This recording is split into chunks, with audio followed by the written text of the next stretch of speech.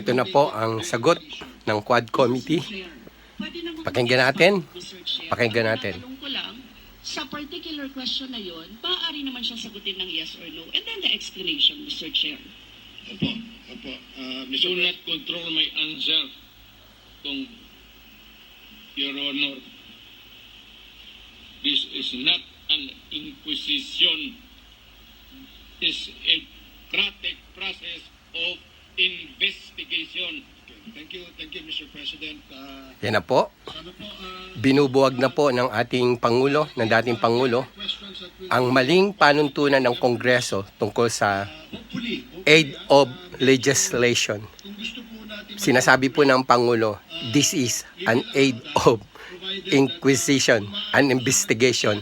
You are not an investigating agency. So, unang debunk po ng former President para sa 11th public hearing ng House Quad Committee. Your Honor, so I hope para humaayos yung ating pagtakbo ng ating hearing sa ngayon. So, please proceed, Congresswoman Brosas.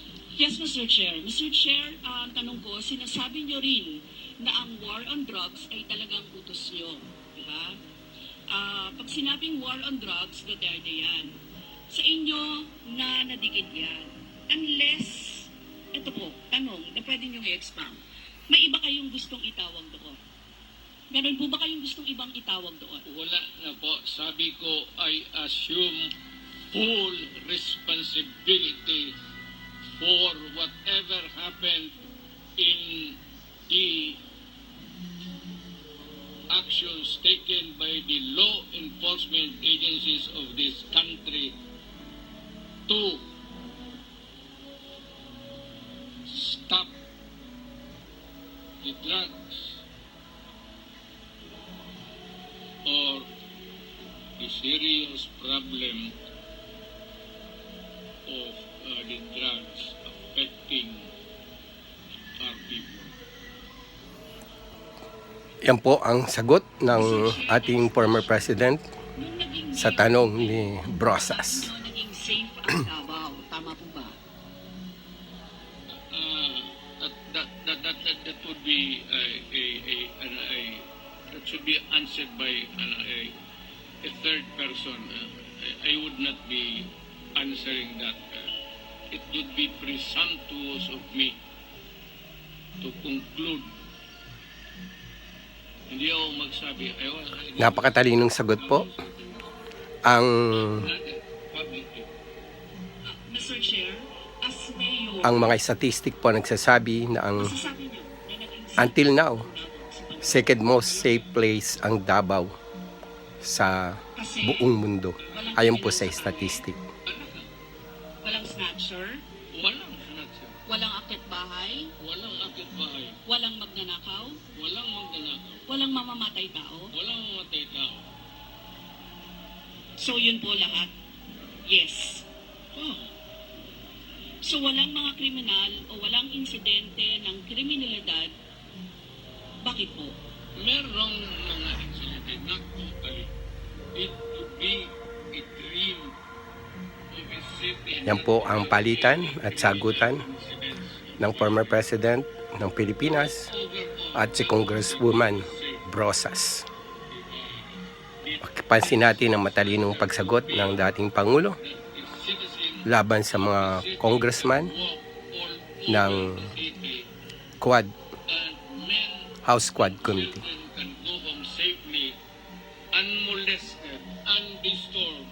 That was the standard that I gave to the police of Davao City. Mr. Chair, I would like to ask, no, hindi ba nagkandamatay sila sa panahon na yun? Marami po. Sino-sino po ang mga pumatay? Wala akong listahan niya, ma'am. We have to go to the... Matalinong pagsagot po ng Pangulo.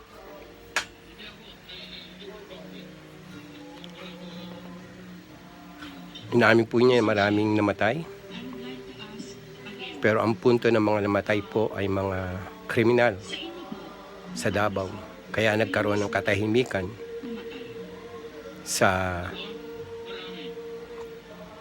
Mga 6 o 7. Sinabi ko, Hindi ko na pinulak sa hotel doon ko lang ipaalala ko ulit, Mr. Chair, kasi wala din ito sa Senate hearings. Ano. I-quote ko lang po kayo.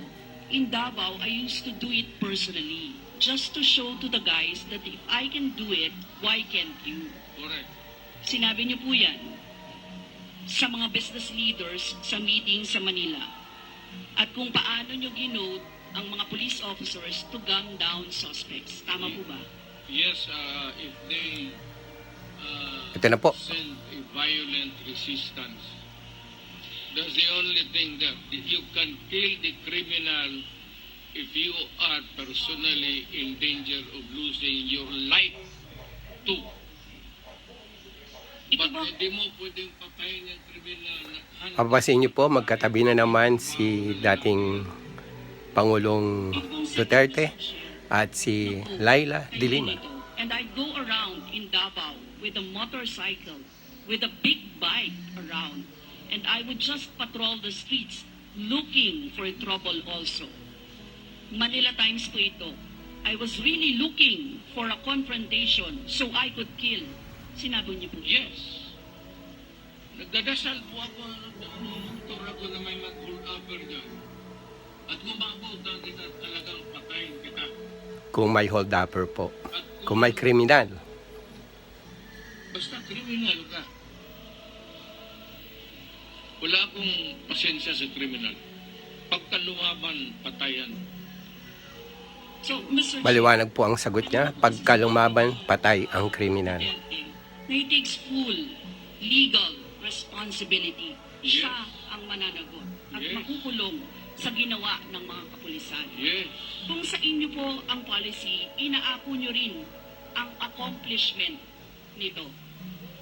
Yung lahat po, kasi kung naaalala ko si War on Drugs, Yan po ang mga tanong ng congresswoman nahuli, na may patibong. Tingnan natin kung paano sasagutin ng Pangulo ang tanong na yun. If you are the city executive or mayor, lahat ng utos mo na ginawa ng pulis and all the consequences, sagot ko yan.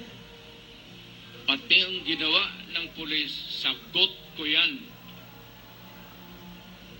pati po yung accomplishment kung may nahuli, enforcement of law yun. Accomplishment din po yung na-confiscate na drugs. Tama ba?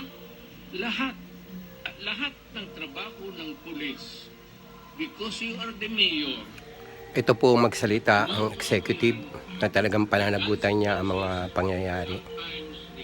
Hindi po kayang baliwalain ang pananagutan bilang executive at maliwanag na he's here to protect the citizenry. Kahit siya mayor or president man. So lahat ng trabaho ng pulis, nung ako'y mayor, for the longest time, akin yan.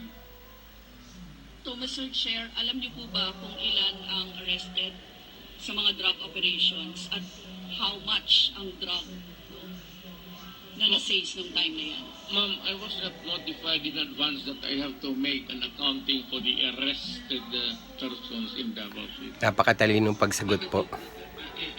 Tama nga naman. Presidente ka at mayor ka, you do not have to go there to account.